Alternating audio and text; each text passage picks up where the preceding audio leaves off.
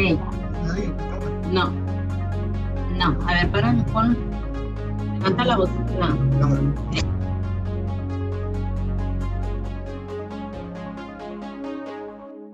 Ya.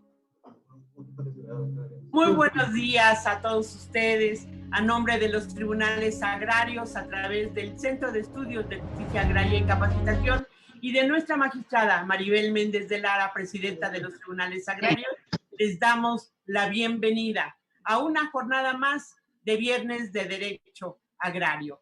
Primera sesión, versión de la primera temporada de la serie segunda, titulada Competencia de los Tribunales Agrarios, Acciones Agrarias 2. Agradecemos la presencia de las magistradas, de los magistrados y de los integrantes que conforman los tribunales de toda la República Mexicana. A nuestros invitados, integrantes de la Procuraduría Agraria, del Registro Agrario Nacional, de la Secretaría de Desarrollo Agrario, Territorial y Urbano, a los abogados, a las abogadas postulantes, a las y los estudiantes de las diversas universidades del país, así como a quienes nos ven por nuestras redes sociales. Hoy, en este formato de mesa redonda de los Viernes de Derecho Agrario, nuestra moderadora, la magistrada Ana Lili Olvera Pérez, dará la semblanza curricular de los ponentes, del magistrado Raúl Eduardo Covarrubias García y del maestro, de nuestro invitado, Sergio Boglio Macbeth, de la Barra Mexicana de Abogados. Y concluiremos con la entrega de reconocimientos por parte de la magistrada y doctora Erika Lisset Reyes Morales, magistrada del Tribunal Unitario Agrario Distrito 23, con sede en Texcoco, Estado de México, quien coordina excelentemente este programa de los Viernes de Derecho, para estar concluyendo a las 10 en punto. Ahora bien, a quienes nos acompañan en la plataforma Telmex podrán formular, en dado caso de que así lo requieran, sus preguntas levantando la mano o a través del chat. Igualmente, a quienes nos ven por nuestras redes sociales, tengan la seguridad de que estaremos monitoreando sus intervenciones para hacerlas llegar a nuestros ponentes. Agradecemos que abran sus cámaras y que cierren sus micrófonos para escuchar perfectamente a nuestros ponentes. Ahora bien, daré una semblanza curricular de nuestra moderadora, de su amplia experiencia y trayectoria. Estoy hablando de la magistrada candidata a doctora Ana Lili Olvera Pérez. Ella es egresada de la Escuela de Derecho de la Universidad Autónoma de Hidalgo. Cuenta con una maestría en Derecho de Amparo por el Centro de Estudios Avanzados de las Américas. Actualmente es candidata a doctora por la Universidad Abierta de Tlaxcala. Ingresó a los tribunales agrarios mediante examen de oposición en agosto de 2009. Empezó como actuaria notificadora, cargo que desempeñó en los tribunales unitarios agrarios de los distritos 5 de Chihuahua, 14 de Pachuca de Soto Hidalgo, 47 de Puebla. Fue titular de la Unidad de Asuntos Jurídicos en los distritos 43 de Tampico, Tamaulipas, 46 de Oaxaca de León, Oaxaca, y 49 de Cuautla, Morelos. Se ha desempeñado como secretaria de Estudio y Cuenta de Acuerdos B en el distrito 52 de Zihuatanejo y como secretaria de Acuerdos A en el distrito 40 de San Andrés, Tuxtla, Veracruz. En el Tribunal Superior Agrario se desempeñó como secretaria de Estudio y Cuenta, coordinadora de ponencia y secretaria general de acuerdos. A partir del 2018 es designada como magistrada de los Tribunales Unitarios Agrarios.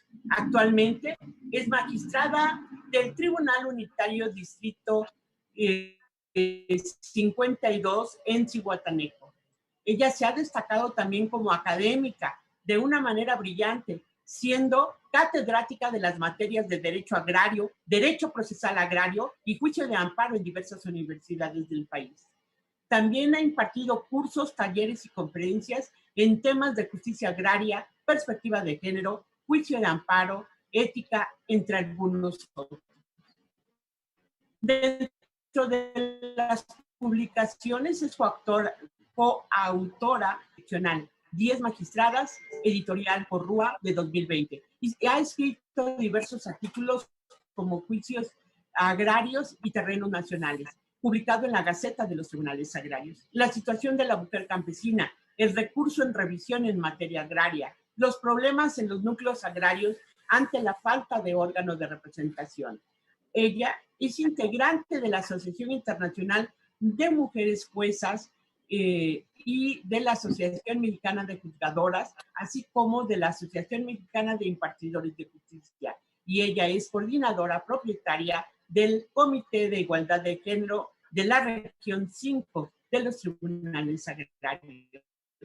Como ustedes ven, tenemos el gusto de recibir a nuestros ponentes, pero sobre todo con la magistrada Ana Lilia, esta carrera, pues obviamente jurisdiccional que ha desarrollado. Para nosotros es un gusto recibir y dejar en el uso de la voz a la magistrada Ana Lilia Olvera Pérez. Bienvenida, magistrada, bienvenido a nuestros ponentes, bienvenidos a todos ustedes.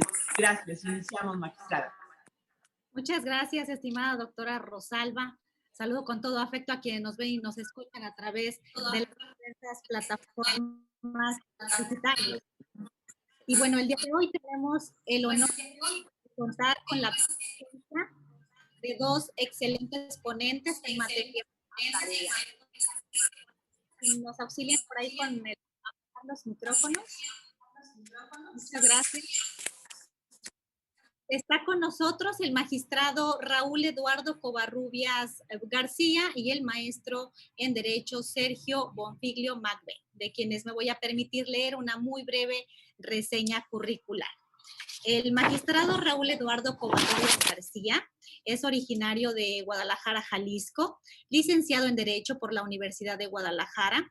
Dentro de su destacada carrera como servidor público, ha laborado en diferentes tribunales en los que se ha desempeñado como jefe de la unidad administrativa, jefe de la unidad jurídica, secretario de Estudio y Cuenta, secretario de Acuerdos, y en 2007 fue nombrado magistrado numerario por el Senado de la República.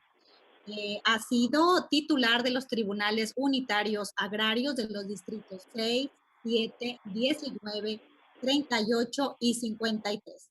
Actualmente es titular del Tribunal Unitario Agrario, Distrito 20, con sede en Monterrey, Nuevo León. El magistrado es un profesionista distinguido dentro de los tribunales agrarios. Recibió la medalla al mérito otorgada por el Tribunal Superior Agrario, así como el reconocimiento por 20 años de servicio. En octubre de 2015 fue comisionado para representar a los tribunales agrarios en la tercera jornada organizada por la Procuraduría Agraria y el Servicio Exterior Mexicano para la protección de los derechos agrarios de ejidatarios y comuneros en Raleigh, Carolina del Norte y Atlanta, Georgia, Estados Unidos de América. La constante capacitación del magistrado es digna de admirar. Ha participado en congresos y tomado diversos cursos, seminarios, talleres y diversos diplomados en derecho agrario, derecho constitucional, argumentación jurídica, entre otros.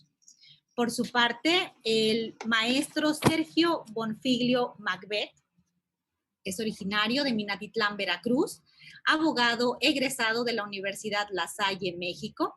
Presentó su tesis profesional Procedimiento de Huelga en México. Cuenta con especialidad en Derecho de Amparo, diplomado en Derecho Laboral y Seguridad Social por la Universidad Panamericana, así como maestría en Derecho de los Negocios Internacionales por la Universidad Iberoamericana.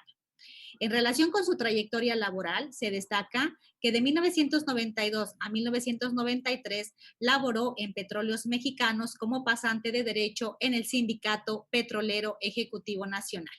Fundó el despacho Bonfiglio Macbeth Asociados S.C. en la Ciudad de México, donde continúa su práctica profesional, particularmente asesoría jurídica en materia agraria.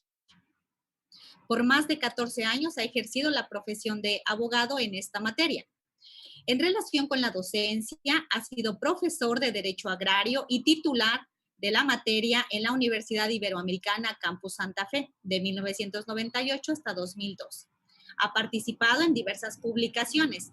Es coautor de la obra Diagnósticos y propuestas sobre los sistemas de impartición de justicia en México, con el tema Inversión extranjera en tierras ejidales, publicado por Editorial Temis, por conducto de la Barra Mexicana, Colegio de Abogados.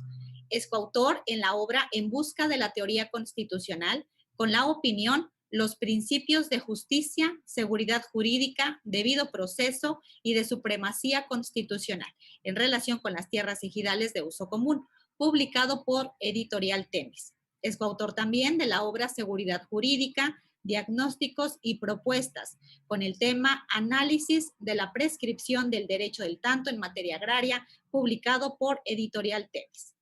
El maestro es miembro de la Barra Mexicana, Colegio de Abogados SC, desde 2004 y actualmente coordina el Comité de Derecho Agrario, Rural y Urbanístico en dicho colegio.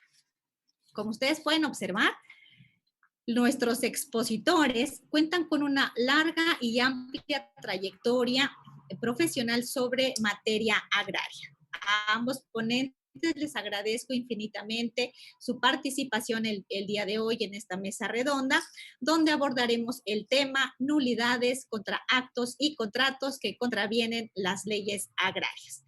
Tema que sin duda quienes nos dedicamos a la materia agraria vemos cotidianamente, pues es de las acciones más ejercidas en los unitarios y que de entrada es amplísimo. Por eso la mecánica de la mesa redonda será con 2 intervenciones de cada uno de los ponentes. Una etapa de preguntas y respuestas y, si el tiempo nos lo permite, una fase final donde los expositores nos compartirán sus conclusiones. Así que, bueno, iniciaremos la primera ronda con la exposición de comentarios generales a manera de introducción para que en una segunda ronda podamos aterrizar en un planteamiento más específico. La primera intervención, si ustedes me lo permiten, con sus comentarios introductorios, será la del magistrado Raúl Eduardo. Y magistrado, le concedo el uso de la voz por 10 minutos para que nos haga favor de comenzar con sus comentarios introductorios. Adelante, magistrado Raúl Eduardo. Muchas gracias. Le agradezco, magistrada, su presentación tan bondadosa.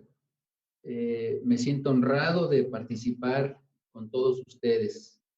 Saludo con afecto a mis compañeros magistrados, magistrada Lisset, a la doctora Rosalba, al maestro Sergio Bonfiglio.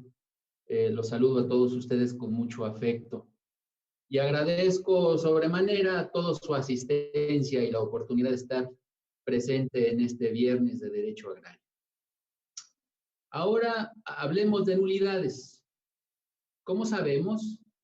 La competencia de los tribunales agrarios está determinada en el artículo 18 de la Ley Orgánica. Específicamente, las nulidades están contempladas en las fracciones 4 y 8. Las primeras se refieren a juicios de nulidad contra resoluciones dictadas por las autoridades agrarias que alteren, modifiquen o extingan un derecho o determinen la existencia de una obligación. Otras, a que se refiere el primer párrafo de la fracción 8ª y están previstas en las fracciones 8ª y 9ª del artículo 27 constitucional, referidas a la disposición de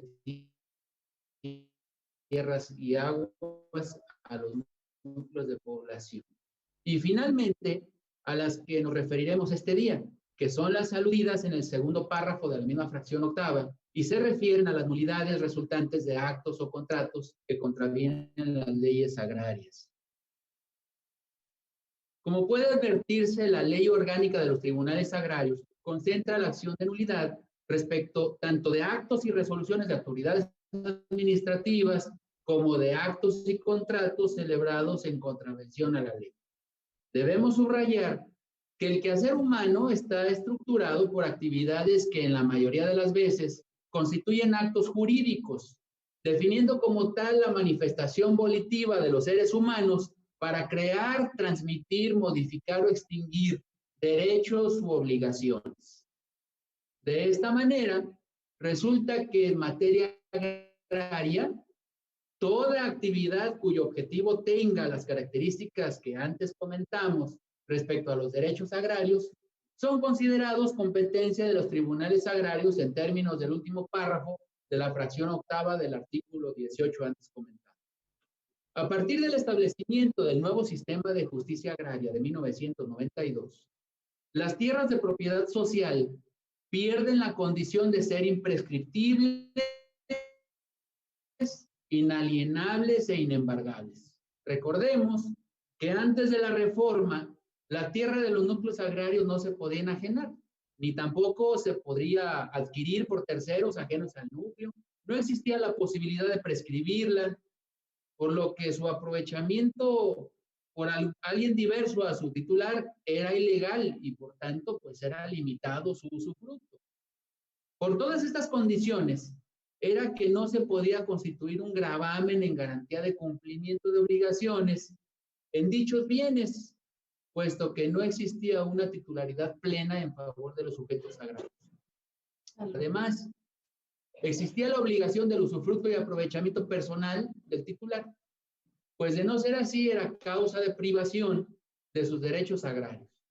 Ejemplo de ello lo establecido en los artículos 55 y 85 de la Ley Federal de Reforma Agraria, que imponía la prohibición para la celebración de contratos de arrendamiento a parcería y de cualquier acto jurídico cuyo objetivo fuera la explotación indirecta o por terceros de los terrenos ejidales y comunales.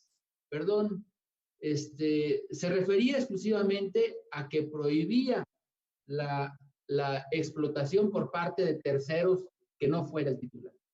Asimismo, sancionaba que el ejidatario comunero perdería sus derechos sobre la unidad de dotación y en general los que tuviera como miembro de un núcleo de población ejidal o comunal, a excepción, claro, de los que ya había adquirido sobre el solar y que le habían sido adjudicados en la zona de urbanización, cuando entre otras causas no trabajara la tierra personalmente o con su familia durante 2 años consecutivos o más, o dejara de realizar por igual lapso los trabajos que le correspondiera cuando se hubiera determinado en el núcleo la explotación colectiva. La derogación de la Ley de Reforma Agraria y la entonces nueva legislación de 1992 trajo nuevos paradigmas con el fin de generar la reactivación económica del campo mexicano. Los cambios fueron radicales en cuanto al usufructo y aprovechamiento de las tierras. Bajo la entonces nueva visión normativa, los sujetos agrarios adquieren titularidad plena de sus derechos, tal como corresponde a los ejidatarios el derecho de uso y disfrute sobre sus parcelas, los derechos que el reglamento interno de cada ejido les otorgue sobre las demás tierras ejidales y los demás que legalmente les corresponden. Lo anterior generó una perspectiva distinta en la forma de organización, aprovechamiento y usufructo de los núcleos agrarios, pues es a partir de esa reforma cuando las tierras pueden arrendarse. Así el artículo 62 determina que a partir de la asignación de parcelas corresponderán a los ejidatarios beneficiados los derechos sobre uso y usufructo de las mismas, en los términos que la propia ley establece. Además, se autoriza la titularidad compartida, es decir, se asignan parcelas de gran extensión de tierra para que sea explotada de manera conjunta, lo que se equipara a la copropiedad en materia civil. Tenéis así que el segundo párrafo del citado artículo 62 establece que cuando la asignación se hubiera hecho a un grupo de ejidatarios, se presumirá, salvo prueba en contrario, que gozan de dichos derechos en partes iguales y serán ejercidos conforme a lo convenido entre ellos o en su defecto, a lo que disponga el reglamento interno o la resolución de la asamblea, y supletoriamente se aplicarán las reglas de copropiedad que dispone el Código Civil Federal de acuerdo a las reglas de la supletoriedad. Del mismo modo, pueden enajenarse las tierras de conformidad con el artículo 80 o constituirse en garantía tal como lo dispone el artículo 46, que establece que el núcleo de población ejidal, por resolución de la asamblea y los ejidatarios en lo individual, podrán otorgar en garantía el usufructo de las tierras de uso común y de las tierras parceladas. Esta garantía solo podrá ser otorgada en favor de instituciones de crédito o de aquellas personas con las que tengan tanto relaciones de asociación como relaciones comerciales. Incluso también se pueden aportar a una sociedad, pues el artículo 75 señala que en los casos de manifiesta utilidad para el núcleo de población, este podrá transmitir el dominio de tierras de uso común o a sociedades mercantiles o civiles en las que participe el ejido o los ejidatarios. Por su parte, el numeral 79 autoriza al ejidatario el aprovechamiento de su parcela directa o conceder a otros ejidatarios o terceros su uso o usufructo mediante aparcería, mediería, asociación, arrendamiento o cualquier otro acto jurídico no prohibido por la ley sin que medie autorización de la asamblea o de cualquier autoridad. Asimismo, puede aportar sus derechos de usufructo a la formación de sociedades tanto mercantiles como civiles. Asimismo, también con la reforma, sucedió lo impensable bajo la óptica del anterior marco normativo. A la luz del establecimiento de la nueva ley, las tierras pueden desincorporarse de propiedad social y pasar a ser propiedad privada, tal como lo dispone el artículo 81, que señala que cuando la mayor parte de las parcelas de un ejido hayan sido delimitadas y asignadas a los ejidatarios, en términos del artículo 56. La asamblea, con las formalidades previstas para tal efecto, de conformidad con los artículos 24 a 28 y 31, podrá resolver que los ejidatarios puedan a su vez adoptar el dominio pleno sobre dichas parcelas.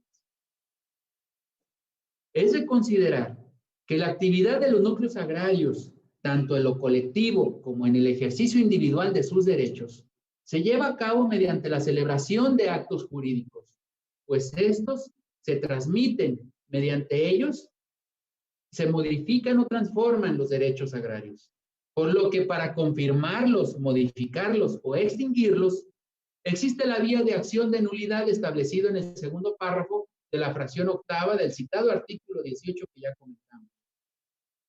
De ahí la importancia en la tarea jurisdiccional que realizamos día con día, debido a que el universo de asuntos promovidos a la luz de este supuesto normativo llega a representar en los tribunales agrarios hasta más del 30% de nuestra carga laboral. Me resulta importante sugerir respetuosamente que quien ejerza estas acciones debe siempre atender la oportunidad del ejercicio de la promoción de la acción, so pena de que de no hacerlo en tiempo y forma, su acción pudiera ser extemporánea, pues la figura de la prescripción de la acción de nulidad pudiera operar en los términos que al caso estuviera contemplado en la ley correspondiente. Así pues, resulta claro que a partir de la reforma, debido a los nuevos sistemas de organización de los ejidos y comunidades, pudieran sugerir infinidad de supuestos. Es un tema muy amplio en relación con el aprovechamiento de sus tierras. En consecuencia, los tribunales agrarios han sido, son y serán los garantes para que estos actos jurídicos se celebren en estricto apego a la ley y con ello generar certeza y tranquilidad en el campo mexicano como nuestro principal objetivo y existencia. Es cuanto. Muchas gracias. Muchas gracias, estimado magistrado. Sin duda, lo que nos comenta es importantísimo. Creo que uno de los puntos es identificar pues el tipo de nulidad ante el que estamos, porque obviamente existen diferencias entre las nulidades previstas en la ley orgánica de los tribunales agrarios. Eso va a permitir, por un lado, a los abogados postulantes presentar una demanda bien sustentada y, desde luego, definir la estrategia para obtener eventualmente una sentencia favorable. Y mientras que a nosotros como operadores jurídicos, pues obviamente nos permitirá encauzar de manera correcta el proceso para evitar violaciones en su desahogo, pero sobre todo resolver, creo yo, la cuestión efectivamente planteada, ¿verdad? Muchísimas gracias, magistrado Raúl Eduardo, por sus comentarios. Y ahora es el turno del maestro Sergio Bonfiglio Macbeth, a quien le pido de favor nos haga sus comentarios introductorios. Adelante, maestro, tiene el uso de la voz hasta por 10 minutos. Muchísimas gracias, magistrada. Pongo aquí mi cronómetro para no pasarme. Antes que nada, quisiera agradecer a los tribunales agrarios, en especial al Tribunal Superior Agrario, a su presidenta, la doctora Maribel Méndez de Lara, por supuesto a la doctora Rosalba Velázquez, a la doctora y magistrada Erika Alicer Reyes Morales, titular del Tribunal Unitario Agrario Distrito 23, a la maestra y magistrada Ana Lilia Olvera, muchísimas gracias, titular del TUA 52 de Zihuatanejo, Guerrero, y al magistrado hoy con quien comparto la mesa redonda, Raúl Covarrubias, que creo que es el único magistrado que he coincidido en todas las adscripciones litigando, es lo que estábamos comentando, creo que con ninguno he tenido el gusto desde Colima hasta ahorita Monterrey, pero es un gusto estar aquí y quiero agradecer la oportunidad que nos dan a los litigantes de poder exponer aquí los temas, porque siempre es interesante ver ambos lados, ¿no? No en un tema encontrado, sino para buscar una sola línea. Bien, yo después de la introducción del magistrado Covarrubias, yo quiero rápidamente hacer una introducción técnica de este tema que nos ocupa, que son las nulidades, contratos y contratos que contravienen las leyes agrarias. Como ya lo comentó el magistrado Covarrubias, es un tema muy amplio, pero vamos a desglosar el tema en base al artículo 2 de la ley agraria que nos habla de la supletoriedad. Entonces, el tema técnico lo vamos a desglosar de esta manera. Primeramente, ¿qué es un acto jurídico? Un acto jurídico es la manifestación de la voluntad para crear, transmitir, modificar o extinguir derechos y obligaciones y produce el efecto deseado por el actor toda vez que la ley protege su voluntad. ¿Cuáles son los elementos de existencia del acto jurídico? La voluntad, el objeto y la formalidad, que es un punto importantísimo en la materia agraria que nos ocupa. Ahora bien, ¿qué es un contrato? Todos sabemos que en un contrato es un acto jurídico bilateral de acuerdo de voluntades de dos o más personas que produce consecuencias jurídicas de creación o transmisión de derecho y obligaciones para su existencia se requiere el consentimiento y objeto materia del contrato que se perfecciona con el mero consentimiento. Ahora bien, ¿qué nos dice en un tema supletorio? Porque sabemos que la ley agraria no precisa estos temas. Antes que nada, algo que es muy importante, porque el artículo 23, fracción quinta de la ley agraria habla de convenios y contratos. ¿Qué nos dice el Código Federal de Procedimientos Civiles de aplicación supletoria? Nos habla de que los convenios que producen o transfieren las obligaciones y derechos toman el nombre de contratos. Más adelante nos dice que para la existencia del contrato se requiere, repito, consentimiento y objeto que pueda ser materia del contrato. Ahora bien, en el tema que nos ocupa de la nulidad, el contrato puede ser invalidado por lo siguiente: por incapacidad legal de las partes o de una de ellas, por vicios del consentimiento, porque su objeto, su motivo o fin sea ilícita, o porque el consentimiento no se haya manifestado en la forma en que la ley establece. Los contratos se perfeccionan por el mero consentimiento, excepto aquellos que deben de revestir una forma establecida por la ley. Desde que se perfeccionan, obligan a los contratantes no solo al cumplimiento de lo expresamente pactado, sino también a las consecuencias que según su naturaleza son conforme a la buena fe, al uso o a la ley. Ahora, ¿qué podemos nosotros decir en temas de supletoriedad de la inexistencia y de la nulidad? El artículo 2224 del Código Federal de Procedimientos Civiles nos establece que el acto jurídico inexistente por la falta de consentimiento y objeto, que fue lo que citamos, como principal, que pueda ser materia de él, no producirá efecto legal alguno, no es susceptible de valer por confirmación ni por prescripción, y su existencia puede invocarse por todo interesado. Ahora bien, ¿qué es la nulidad? Para terminar de desglosar el tema. La nulidad es una acción cuyo objetivo es la obtención de la parte interesada de una resolución de autoridad competente que determine la ineficacia de un acto jurídico, ya sea, repito, por carecer de requisitos, ilicitud en el objeto y presentar vicios, todo relacionado. Como podemos ver, y como ya lo dijo el magistrado, pues es un tema muy amplio, bastante amplio, y tenemos poco tiempo para comentarlo. Pero bueno, ¿qué podemos nosotros destacar? O sea, dentro de las causas de nulidad, los requisitos de validez. ¿Por qué? Porque entraña una inexistencia al final. Y también la legitimación, que es muy recurrida en las excepciones, inclusive en materia agraria, la legitimación ad causum. Es una identidad que entre la persona que ejerce la acción y el derecho reclamado, es decir, aquella persona que la ley considera indubitablemente idónea o capacitada. Ahora bien, ya desglosado el tema, ¿qué nos dice la ley agraria? Porque la ley agraria establece, y ya lo citó el magistrado Covarrubias, varios puntos en donde se pronuncia al respecto de la nulidad. Uno de ellos es el artículo 198, que todos conocemos que habla del recurso de revisión. ¿Qué nos dice el artículo 198 en la fracción número 3? Dice, la nulidad de resoluciones emitidas por las autoridades en materia agraria, eso refiere a que el recurso de revisión en materia agraria es procedente contra este tipo de situaciones. También el artículo 9 de la Ley Orgánica de los Tribunales Agrarios nos dice que el Tribunal Superior Agrario será competente al recurso de revisión de sentencias dictadas en juicios de nulidad contra resoluciones emitidas por autoridades agrarias.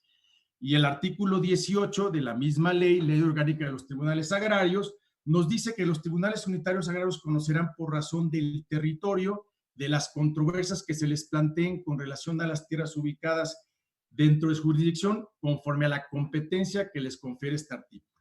Y dice, los tribunales serán competentes para conocer lo que ya citó el magistrado Covarrubias, de juicios de nulidad contra resoluciones dictadas por las autoridades agrarias que alteren, modifiquen o extingan un derecho o determinen la existencia de una obligación. Ahora, es muy importante analizar qué tipos de nulidades nos podemos encontrar. Nulidades absolutas y nulidades relativas, desde un tema técnico. ¿Cuáles son los tipos de nulidades en cuanto a su concepto? La nulidad relativa es aquella que puede ser saneada por voluntad de las partes, y la absoluta es aquella que no puede ser saneada por la voluntad de las partes y que incluso debe ser reclamada de oficio por el juez, que conociendo de un asunto cualquiera se percata de la existencia de este tipo de nulidad. Para complementar, ¿qué nos dice el Código Federal?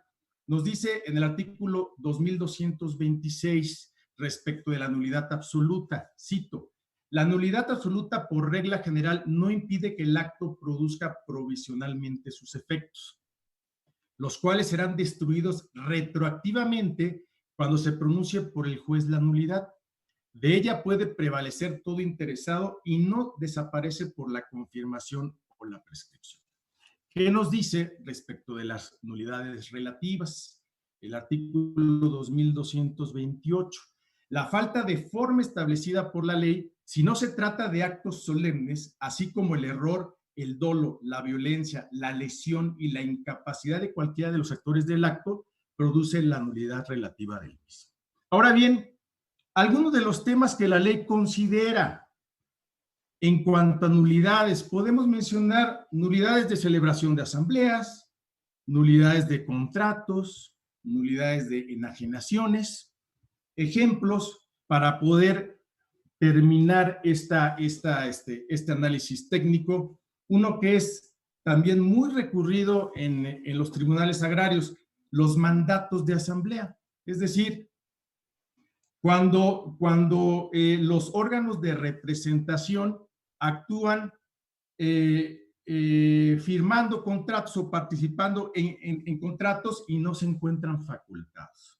Es decir, por ejemplo, el comisariado de bienes ejidales tiene sus facultades en el artículo 32 y 34 de la ley agraria, y nos dice las facultades que tiene, y dentro de lo que podemos encontrar, pues son que muchas veces no se encuentran facultados: la aprobación de convenios, formalización de asambleas, la asignación de parcelas, que habla el artículo 59, nulidad de actos jurídicos de enajenaciones y prescripciones, que habla el artículo 64, que es de las tierras de uso común, la enajenación de parcelas, que es una nulidad relativa, artículo 84, por ejemplo, cuando se exceden los límites de la pequeña propiedad, artículo 133 de la ley agraria, las actuaciones de los tribunales por competencia, artículo 168, y los recursos de revisión. Y pues básicamente ya me ganó el reloj. Entonces básicamente hice un análisis rapidísimo de lo que la ley contempla. Adelante, por favor, magistrada. Muchas gracias, estimado maestro Sergio. Sin duda lo que nos comparte es sumamente importante e interesante, sobre todo si partimos del supuesto de que para hacer hay que conocer. Así que si conocemos los requisitos que debe contener un contrato y la legislación aplicable, pues sin duda evitará controversias futuras. Y para el caso de que se den, entonces permitirá implementar la estrategia idónea para así lograr el cumplimiento o en su caso la rescisión o la nulidad incluso de esos contratos. Muchísimas gracias, magistrado Raúl Eduardo, por sus comentarios.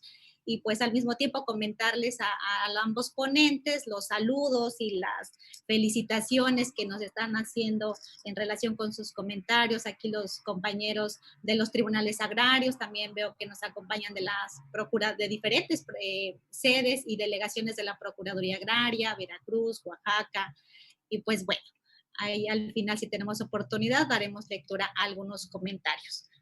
Y bueno, vamos a continuar con nuestra mesa redonda y ahora vamos a dar paso a la segunda intervención en el mismo orden como iniciamos. Y dada la amplitud del tema, en este espacio los ponentes pues nos harán algunos planteamientos más específicos. Iniciaremos con el magistrado Raúl Eduardo. Y bueno, magistrado Raúl, en su trayectoria como juzgador en los tribunales agrarios, sin duda le ha tocado conocer y resolver asuntos relacionados con acciones de nulidad de actos y contratos que contravienen leyes agrarias. Como ya dijo hace un rato, pues casi el 30% de los asuntos que tenemos en los unitarios es de relación con esos temas. Y creo que uno de los aspectos que llaman más nuestra atención como juzgadores y juzgadoras son los hechos que las partes narran en sus demandas. Por eso, porque eso nos permite conocer qué pasó, cómo pasó y cuándo pasó. Entonces, dada su experiencia, estimado magistrado, ¿qué nos podría compartir al respecto? Tiene el uso de la voz hasta por 15 minutos, magistrado. Adelante. Muchas gracias. Efectivamente, quisiera llamar su atención respecto de un tema vívido en relación con la acción de nulidad. Voy a hacer algunos breves comentarios a este respecto. El artículo 187 de la Ley Agraria establece que las partes asumirán la carga de la prueba de los hechos constitutivos de sus pretensiones.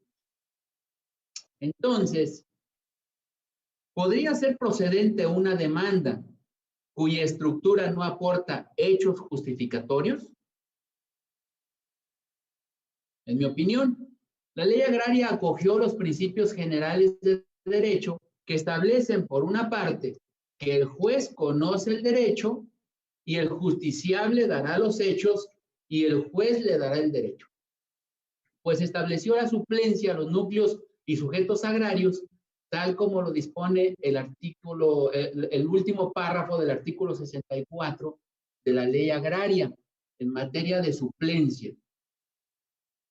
A este respecto, la Corte Interamericana de Derechos Humanos señala: el principio iura novit curia es un principio procesal que da a los juzgadores facultades de traer normas de interpretación, normas procesales y principios que un demandante o un demandado hubieran podido olvidar, y que el que resuelve, porque los conoce, los aplica con el objeto de que, por falta de hacerlo, pudiera tomar una errónea decisión. O si se quiere, una denegada justicia. Por su parte, el principio dame los hechos y yo dispensaré el derecho es un principio que permite al juzgador, por ejemplo, considerar que una causa ha debido introducirse bajo una regla que no fue o fue mal citada por el demandante, pero no lo autoriza para enmendarle a la demanda y aplicar un derecho sustantivo nuevo, ni para fallar en equidad y no en derecho, desconociendo la diferencia entre uno y otro. Cuando el principio se aplica el derecho sustantivo, el juzgador atenta contra la justicia misma y contra el derecho del demandado de defenderse y excede su jurisdicción. Por su parte, la Suprema Corte de Justicia de la Nación considera que todos los razonamientos y expresiones que con tal proyección o contenido aparezcan en la demanda se constituyen en argumentos justificatorios para alcanzar lo pretendido en el juicio o la causa de pedir. Es justamente ahí donde llamo su atención y quisiera subrayar el tema.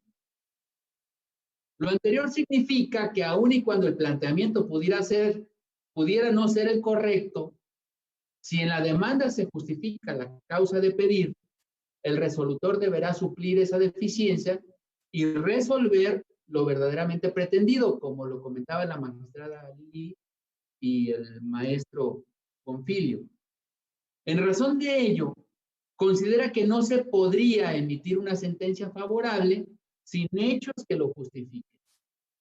Luego entonces resulta de elemental importancia que en el escrito de demanda se establezca con absoluta claridad los hechos en que descanse la pretensión. Es decir, se debe explicar de manera puntual las circunstancias de la realidad fáctica de quien demanda, que será justamente lo controversial sujeto a prueba en el juicio. A este respecto, me permito compartirles el rubro de la jurisprudencia emitida por los tribunales colegiados de circuito, consultable bajo la voz control difuso de constitucionalidad. Si se solicita su ejercicio y no se señala claramente cuál es el derecho humano que se estima infringido, la norma general a contrastar ni el agravio que produce debe declararse inoperante.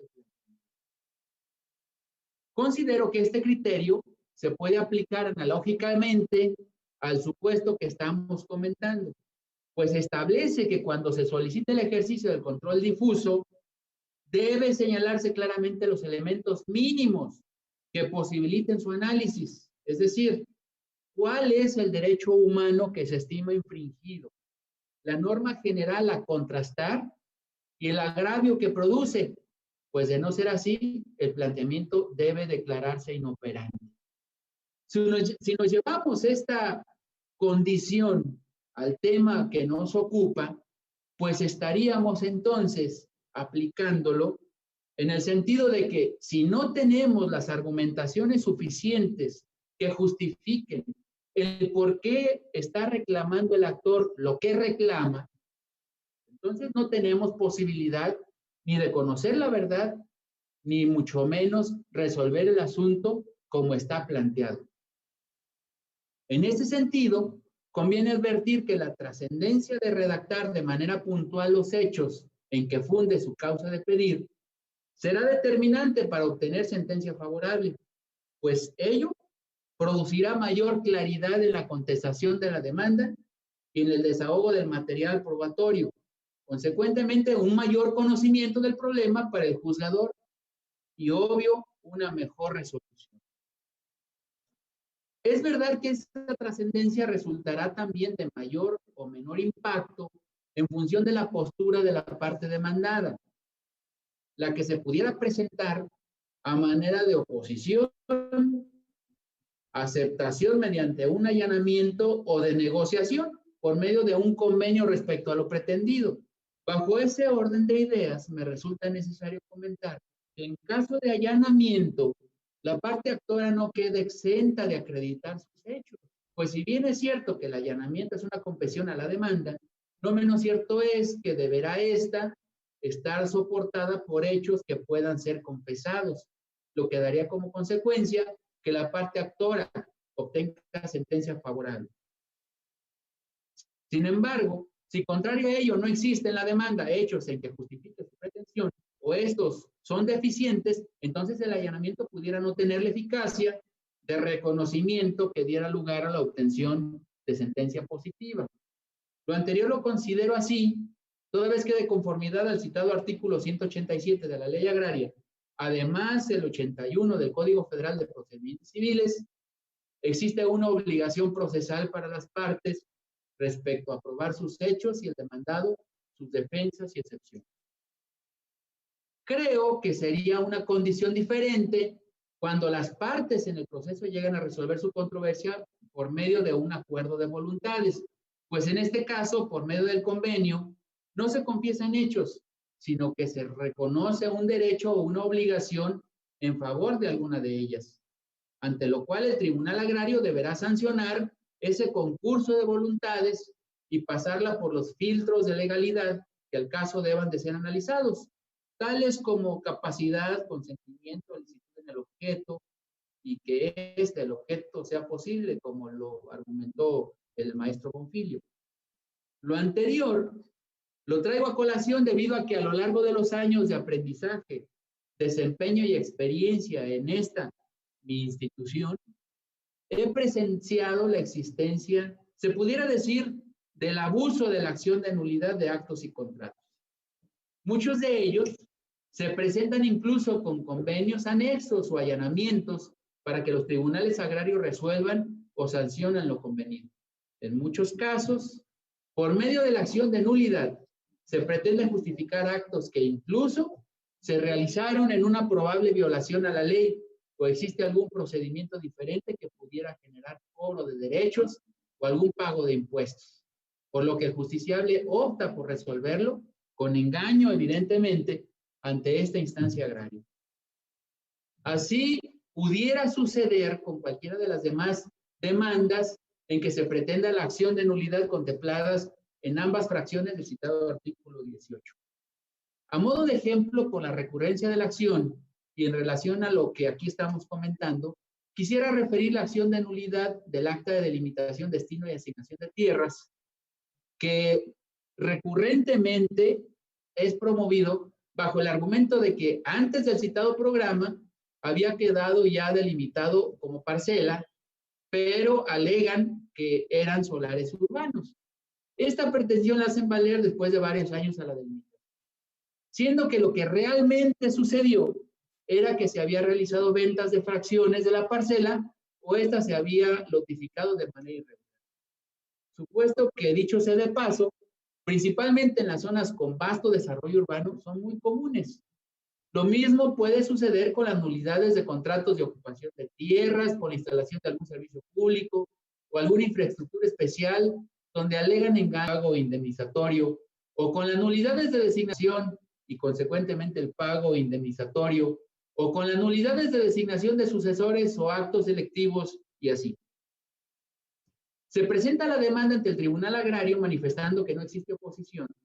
Al caso exhiben convenio o manifiestan la intención de exhibir allanamiento del demandado y ante tal circunstancia y la evidente superación del problema, los demandantes restan importancia en señalar los hechos de su demanda. La presentan con expresión escueta en que sustentan su causa de pedido. Y pues así se integra la cuerda instrumental y se turnan los autos para su estudio y resolución. Dado que los hechos de la demanda permiten conocer las circunstancias del acto cuestionado y así realizar una calificación de la pretensión con independencia de la postura procesal de la parte demandada, debido a que eso constituye una obligación procesal para las partes, no sería dable resolver favorablemente lo pretendido si los hechos de la demanda resultan insuficientes para conocer de manera clara la razón de lo que pretenden. En este orden, aun y cuando hubiera allanamientos y la parte promovente no expresa los hechos y las circunstancias que justifican el porqué de su pretensión, considero que no estaríamos en condiciones de emitir un fallo en el que el actor se vea beneficiado.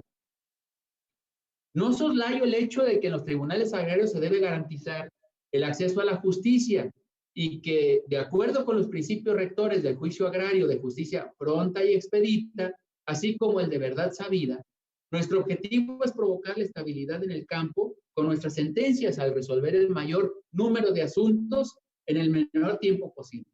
Sin embargo, eso de ninguna forma obliga a facilitar la justicia al grado de resolver asuntos que de origen pudieran ser deficientes o incluso hasta pudieran ser contrarios a la realidad, engañando al tribunal, cuya actuación siempre será de buena fe.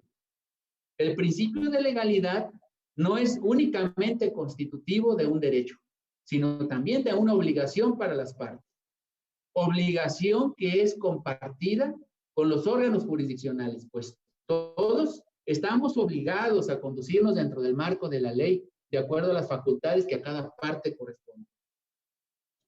Únicamente me resta reconocer la acertada y puntual iniciativa de nuestra magistrada presidente Maribel Méndez de Lara respecto a las jornadas de derecho agrario, pues nos permite compartir experiencias, opiniones, criterios respecto de los temas que hacen nuestro diario vivir, lo que debe servir a las juzgadoras y juzgadores agrarios para alcanzar el ideal de la pronta y expedita impartición de justicia que tanto necesita el campo mexicano. Muchas gracias por su atención. Gracias, magistrado Raúl Eduardo. En efecto, creo que es un punto muy importante el que acaba de mencionar. Las partes al narrar sus hechos deben ser muy puntuales, pero sobre todo hablarnos con la verdad. Solo de esa manera podemos conocer lo que realmente pasó y nosotros resolver en conciencia y a verdad sabida, como lo prevé el artículo 189 de la Ley Agraria. Gracias, magistrado. Y bueno, ahora es el turno del maestro Sergio Bonfiglio. Estimado maestro, en su experiencia como asesor jurídico en materia agraria, segura estoy que le ha tocado brindar asesoría tanto a núcleos agrarios como a dependencias de la administración pública, incluso empresas que han participado en la celebración de contratos. Pero a veces de esos contratos pudiera estimarse que existe algún abuso en perjuicio de los grupos vulnerables, donde muchas veces es necesario que las autoridades incluso reviertan sus propias resoluciones por ese perjuicio que se ha causado. Y hablo de contratos relacionados a lo mejor con temas de minas o de ocupación previa. ¿Pudiera usted compartirnos su opinión en relación con este tipo de hipótesis, maestro? Tiene el uso de la voz hasta por 15 minutos. Muchas gracias. Sí, muchísimas gracias, magistrada. Sí, ese tema es muy interesante y hoy en día es muy recurrente también en los tribunales agrarios. Tenemos primero que analizar cuál ha sido ya el papel de los ejidos y las comunidades ante el inminente crecimiento de las manchas urbanas, el inminente crecimiento de zonas turísticas, zonas de inversión, que necesariamente y debido a la particularidad del mismo, nos llevan a tener que relacionarse con los ejidos. Pero ¿qué nos hemos encontrado nosotros con esta situación? Que con el paso del tiempo se han ido documentando temas que nosotros lo identificamos como una lesión contractual. ¿En qué sentido? Efectivamente, estamos en el análisis de que estamos hablando de grupos vulnerables en este supuesto y sobre todo hay muchos ejidos, ejidatarios, comunidades y comuneros que no tienen quizá un nivel de conocimiento de la ley como lo tienen otros que están más cerca de la zona urbana. ¿Qué nos encontramos nosotros? Primero que nada, y desde el punto de vista de litigante, voy a analizar el tema técnico. ¿Qué nos dice el artículo 17 del Código Civil Federal? Cito, nos dice, cuando alguno, explotando la suma ignorancia, notoria inexperiencia o extrema miseria de otro, obtiene un lucro excesivo que sea evidentemente desproporcionado a lo que él por su parte se obliga, el perjudicado tiene el derecho a elegir entre pedir la nulidad del contrato o reducción equitativa de su obligación, más el pago de los correspondientes daños y perjuicios, que sabemos que los tribunales unitarios no son competentes para este tema, y habla de suma, el derecho concedido en este artículo dura 1 año, pero no olvidemos la imprescriptibilidad en el tema de las tierras que son propiedad social. Ahora, ¿qué nos dice las tesis, por ejemplo, dentro de las que podemos encontrar para analizar este tema? Hay una tesis que nos habla de la acción de nulidad de cesión o onerosa de derechos agrarios, requisitos para que opere la lesión contractual. ¿Qué nos dice esto? Nos dice que el artículo 17 del Código Civil Federal, que ya cité, de aplicación supletoria de la ley agraria, señala que cuando algún explotado la suma ignorancia, notoria inexperiencia o extrema miseria de otro obtiene un lucro excesivo que sea evidentemente desproporcionado a lo que él o por su parte se obliga, y el perjudicado a pedir la nulidad del contrato y de ser imposible la reducción equitativa de la obligación, que ya cité. Nos dice la misma tesis, en ese sentido, no es lógico suponer que al celebrarse un contrato oneroso, uno de los otorgantes intente dar una prestación valiosa y recibir por ella una retribución mínima. En el citado artículo 17 se ha previsto que la posibilidad de ese resultado sea fruto o consecuencia de la situación de desigualdad económica, social o intelectual de las partes, y que la mejor dotada de ellas ha abusado de la otra, lo cual resulta inicuo, injusto e inmoral. Así el precepto en parafrasis caracteriza la lesión como una desproporción evidente entre el valor de las prestaciones de las partes, la cual arroja un lucro excesivo a favor de una de ellas, causando por la explotación de la suma ignorancia, notoria inexperiencia o extrema miseria de la otra. Bien, ¿qué podemos analizar de este tema? Sumamos a la ley agraria, que es, en lo particular, establece en el artículo 106 lo siguiente. Dice, las tierras que corresponden a los grupos indígenas deberán de ser protegidas por las autoridades en los términos de la ley que reglamente el artículo 2 y el segundo párrafo de la fracción séptima del artículo 27 constitucional. ¿Qué puedo yo destacar del artículo 27 constitucional para no ampliarnos mucho?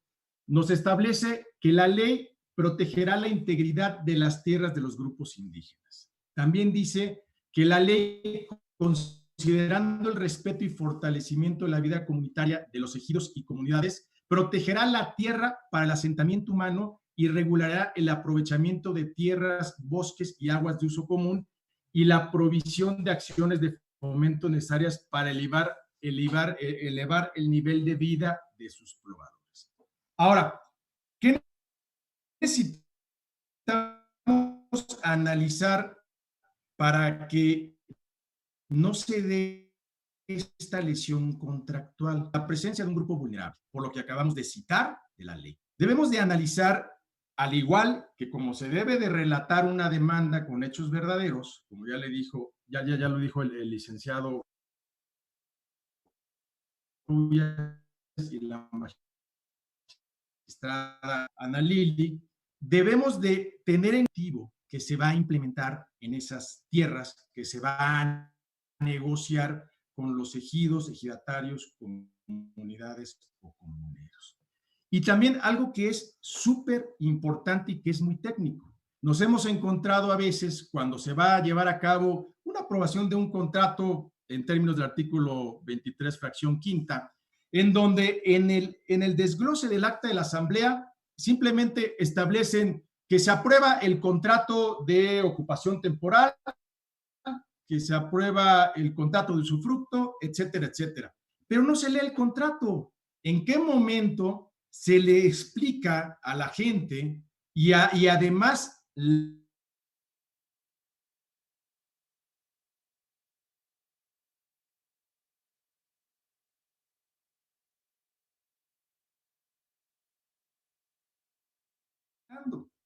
Si nosotros no tomamos en cuenta este tipo de situaciones, estamos cayendo en un tema de lesión contractual, aplicado precisamente a los grupos vulnerables y obviamente, bueno, inclusive a tratados internacionales que no nos metemos y que lo han venido aplicando los propios tribunales.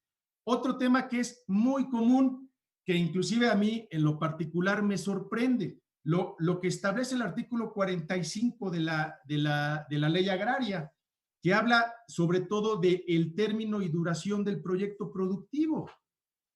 Me he encontrado yo, como sabemos, pues el artículo 45 habla de un máximo de 30 años, prorrogables, y nos encontramos con contratos que no sé en qué momento dicen, y este es un tema que ha sido controversial, e inclusive con otros magistrados inclusive, que establecen prórrogas condicionadas. ¿Qué es una prórroga condicionada? Yo no puedo decir que mi contrato va a durar 30 años y condicionarlo previamente a otros 30 años, y me he encontrado contratos que hasta condicionan otros 30 años adicionales. Técnicamente hablando, estamos estableciendo que ese contrato es por 90 años. Es un contrato que adolece de nulidad. Ahora, lo más importante que nos hemos encontrado en este tipo de contratos, el precio justo. Esto es literalmente el problema medular y económico en este tipo de contratos. Primeramente, nos hemos encontrado con proyectos en donde a los ejidatarios se les habla de que va a ser un proyecto en donde se van a sembrar árboles de aguacate. Firman todo y después resulta ser que cambió y es un campo fotovoltaico, por decir uno, pueden ser varios. Y resulta ser que ese proyecto productivo, el beneficio económico es superior a lo que realmente se estableció. Y además, si analizamos técnicamente la lesión contractual, nos lleva al tema técnico. ¿En qué sentido? Explico.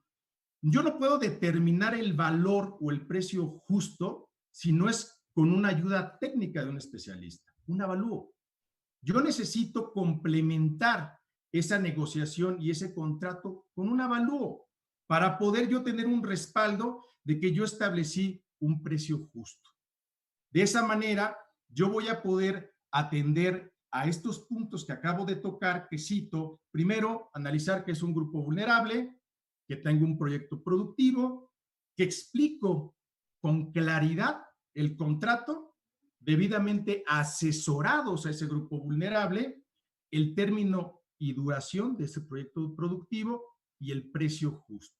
Atendiendo a estos puntos que pudiéramos también extendernos, estamos nosotros cubriendo esa posibilidad de obtener una lesión contractual.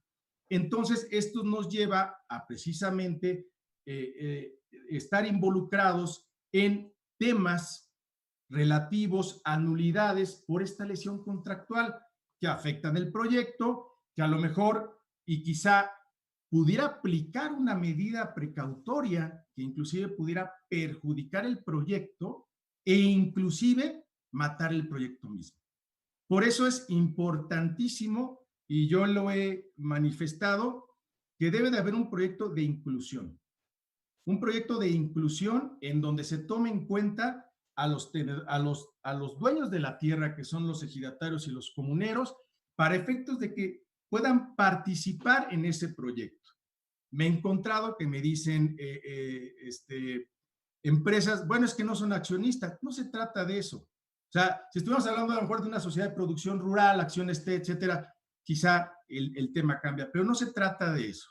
Se trata de hacer verdaderamente un proyecto de inclusión equitativo para ambas partes. Y por eso yo cito equitativo para ambas partes. Precisamente para que no haya una desproporción en el precio justo y en la ganancia inclusive justa. Dentro de esto, bueno, podemos nosotros comentar algunas tesis y jurisprudencias. Una cito que una nos dice que el convenio de usufructo de tierras ejidales parceladas o de uso común celebrada con un tercero ajeno al núcleo de población, su validez estará sujeta a que en él o en el documento por separado conste el proyecto productivo. Nos hemos encontrado otras tesis, cito, el principio de buena fe contractual y sus implicaciones, que eso ya lo he manifestado. Entonces, en la medida que nosotros no establezcamos unas condiciones equitativas en los contratos, en esa medida vamos a tener que asumir las consecuencias. Y las consecuencias serán acciones ante el tribunal, ante los tribunales unitarios agrarios por temas de nulidades y por temas de lesión contractual, que hoy en día los tribunales unitarios agrarios en sus sentencias cada día aplican precisamente esta situación de grupos vulnerables y que desde mi punto de vista en lo particular eso está bien enunciado porque a pesar de que no puedo generalizar, porque hay muchos proyectos que son incluyentes y tienen proyectos interesantes para toda la comunidad y que inclusive la calidad de vida mejora, y me he encontrado que inclusive la inversión y los beneficios son superiores a los propios avalúos y los precios pactados son superiores a los propios avalúos, me he encontrado con una situación totalmente diferente. Pero este tipo de conducta nos ha llevado a que el día de hoy ya las empresas se preocupan más por ese tipo de inversiones, temas ambientales, que ya los hemos visto, temas de gestiones sociales, relaciones comunitarias, entre otro tipo de cosas, y han ido implementando esto ¿para qué? Para que haya una mejor interacción y el proyecto productivo pueda vivir por muchos años. Entonces, básicamente, esto es lo que quería explicar desde el punto de vista del litigio. No lo explicaré tan técnico como el magistrado Covarrubias, que estaba leyendo una sentencia, pero la verdad, desde el punto de vista litigante, es cómo preparar ese contrato para efectos de, si lo podemos llamar blindarlo jurídicamente, pues así es, blindarlo jurídicamente es una equidad para las partes. Y de tal manera que si hay alguna inconformidad, sea subsanable. A lo mejor en el propio juicio se pueda subsanar y por qué no convenir. Entonces, básicamente esto era el análisis general, magistrada, y muchísimas gracias. Gracias, estimado maestro. En efecto, creo que es muy importante conocer, pues, de entrada todos los medios legales existentes para revertir los perjuicios que eventualmente se hayan ocasionado a quienes integran grupos vulnerables. Los asesores jurídicos sin duda tienen una ardua labor de asistir jurídicamente a esos grupos de manera correcta y atinada. Y por lo que refiere a los operadores jurídicos, pues bueno, y autoridades administrativas también, pues ser cuidadosos de no convalidar actos o contratos, ¿verdad? Que contengan, pues a lo mejor actos lesivos, como ya bien lo comentó, y obviamente asegurarnos de que los precios o indemnizaciones pues sean las justas. Gracias, maestro. Y bueno, ahora pasamos a la etapa de preguntas y respuestas, pero antes de eso quiero comentarle a los ponentes que tenemos pues muchas felicitaciones por sus intervenciones. Les agradecen compartir su experiencia y conocimiento. Tenemos compañeros de diversos tribunales unitarios. Nos saluda aquí Manuel Alfredo Carmona Ramírez, Leo Vigilda García Mesa, del TUA 31 Gonzala Rivera, de Josué Ojeda, saludos a los ponentes y a todos los participantes, Hugo Armando Rivas, Elene Jasso, la licenciada Guillermina Jiménez Martínez de San Andrés Tuxtla, por allá conocí a la licenciada. Pues bueno, tenemos bastantes saludos, Emigdonio Rodríguez del TUA 34, Efren Gutiérrez Ramírez, y pues bueno, los magistrados, compañeros que nos acompañan, el magistrado Aldo Saúl, el magistrado José Juan Cortés, el magistrado Elías Vera, el secretario general de Acuerdos que está aquí con nosotros, pues muchísimas gracias por estar presentes. Y pues bueno, por aquí hay una pregunta que va dirigida al magistrado Covarrubias. de Mayra García.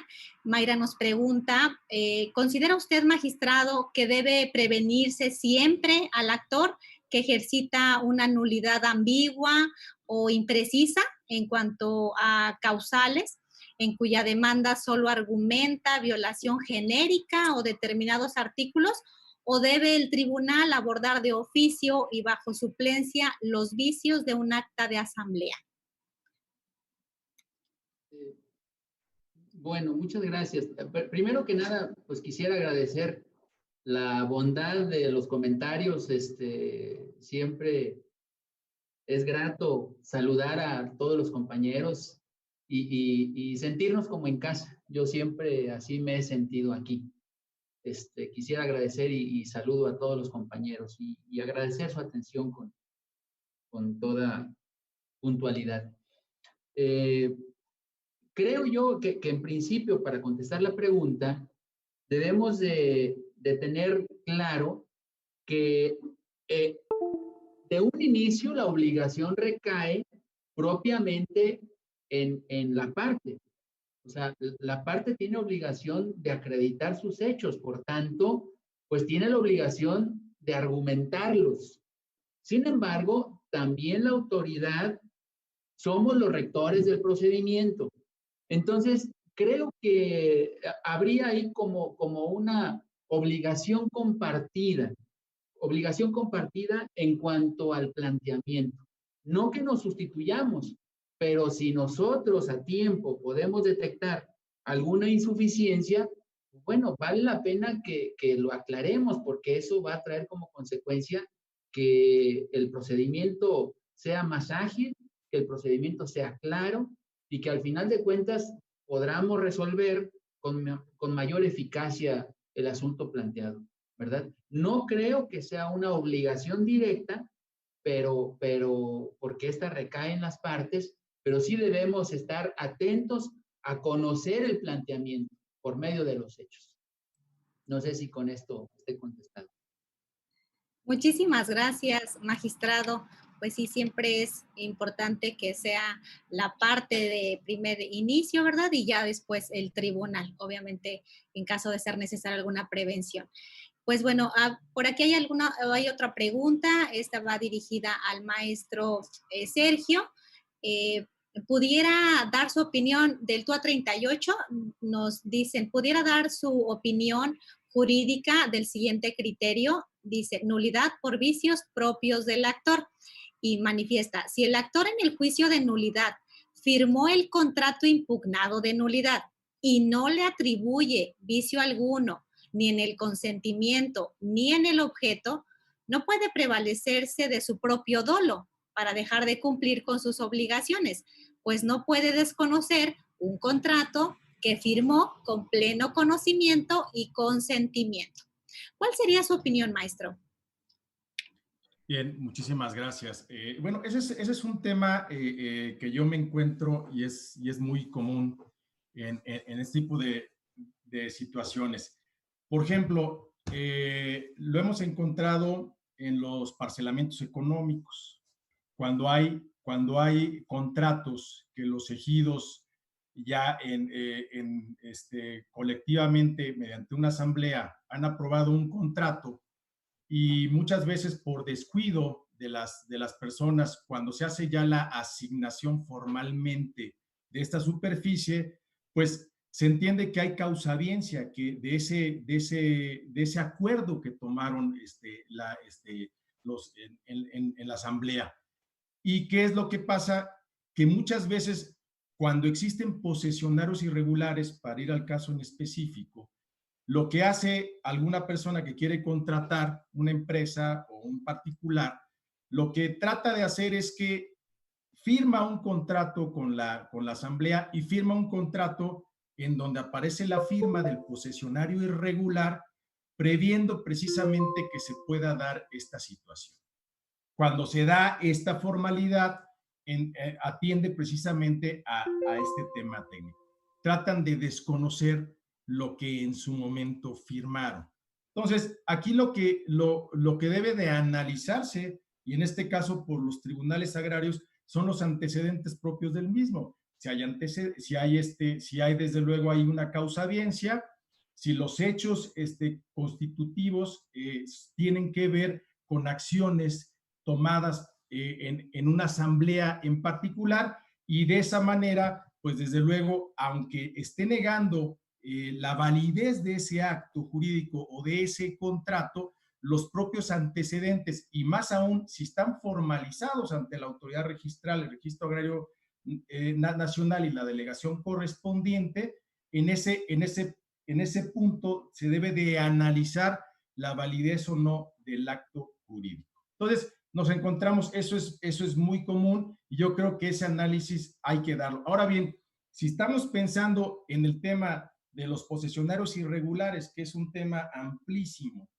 y se firma un contrato con un posesionario irregular y no se firma con la asamblea, pues tenemos un contrato irregular. Entonces, ¿qué podemos tener ahí? Bueno, pudiera desconocer esa persona ese contrato, pero también las personas legitimadas para hacer valer cualquier derecho sobre esa superficie lo es elegido. Entonces, ese tema nos lo encontramos, yo creo que es un análisis ya de fondo, y que los tribunales ya tienen ese criterio unificado totalmente, ¿no? Espero haber respondido la pregunta. Yo creo que sí, muy clara su respuesta, maestro. Muchísimas gracias. Y pues bueno, veo aquí en el chat que tenemos bastantes comentarios, bastantes preguntas, solo que por cuestión de tiempo, pues en esta ocasión vamos a tomar nota de todas las preguntas que nos están formulando. Veo aquí de Fernanda Godínez, algunas otras preguntas que vamos a tomar nota, y si nos permiten y nos pueden dejar por ahí un correo, con mucho gusto se las hacemos llegar a los ponentes y la respuesta a quienes las están formulando, ¿verdad? Agradecemos su asistencia y los comentarios y la asistencia de los magistrados, María de la Luz Razo, José Lenín Rivera, la magistrada Fabiola, y todos los compañeros de los unitarios, reitero, el licenciado Cayetano, la magistrada también está por aquí, Ana Lucía Duarte.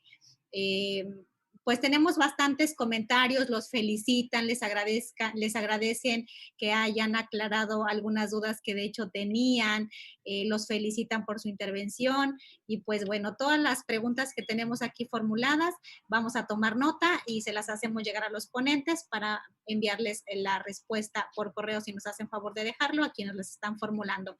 Y pues bueno, no me queda más que agradecer a los ponentes, y pues bueno, cederle el uso de la voz a la coordinadora de los viernes de Derecho Agrario, la magistrada Erika Lisette Reyes Morales, para que nos comente algo al respecto. Muchas gracias. Gracias, magistrada Ana Lili. A nombre de los tribunales agrarios, me es muy grato hacer la entrega de los reconocimientos a los participantes el día de hoy. Al magistrado Raúl Eduardo Covarrubias García, titular del Tribunal Unitario Agrario Distrito 20, en la ciudad de Monterrey, Estado de Nuevo León. Gracias, magistrado, por esta participación.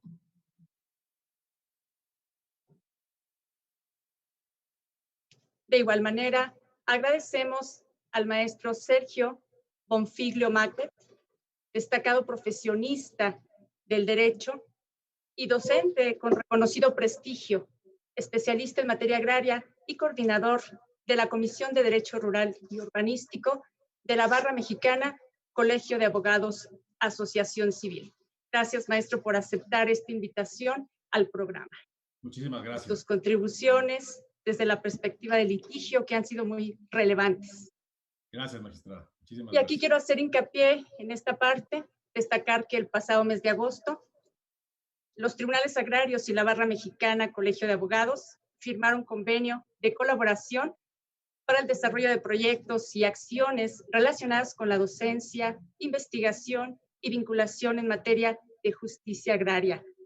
Nos congratulamos por este esfuerzo conjunto y por su conducto, maestro Sergio. Saludamos y agradecemos a la primera presidenta, Claudia Elena de Buenuna, de la Barra Mexicana de Abogados, que ya está por cumplir 100 años en su larga y prestigiosa historia.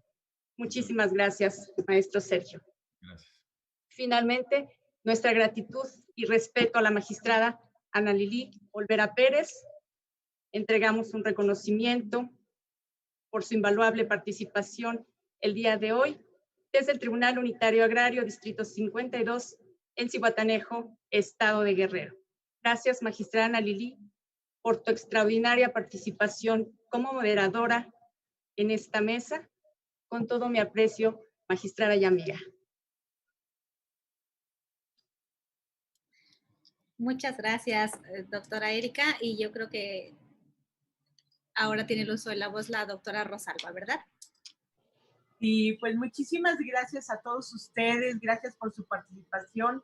La verdad, interesantísimos, como ustedes ven, que cada viernes de Derecho Agrario tenemos excelentes ponentes, obviamente con una trayectoria y con una sensibilidad para poder transmitir lo que es el derecho agrario. Yo sin más les agradezco infinitamente su presencia, su participación, su interés y los invitamos a que se unan con nosotros para la siguiente sesión, que sería el siguiente viernes. Así es de que a la Barra Mexicana de Abogados, al magistrado Covarrubias, muchísimas gracias, a la magistrada Ana Lili, a la magistrada, nuestra coordinadora Erika Lisset, a todos los magistrados y magistradas, a todos aquellos nuestros invitados, a quienes nos ven por redes sociales, por favor, muchísimas gracias. Que tengan un feliz inicio de semana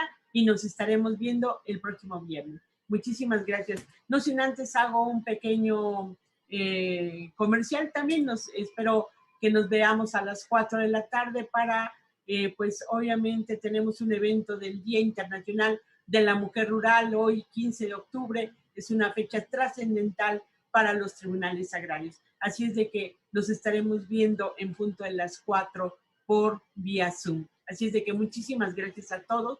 Sean felices. Gracias, de verdad, gracias con todo cariño. Gracias. Hasta luego. Bye. Muchas gracias por su apoyo y por sus comentarios. Gracias. Que tengan buen día. Gracias, magistrado. Buen día para todos. Dios bendiga. Un abrazo. Gracias. Felicidades, Covarrubias. Gracias a todos. Hasta luego, excelente día. Gracias. Saludos, magistradas y magistrados. Me quedan muchas cosas en el escritorio.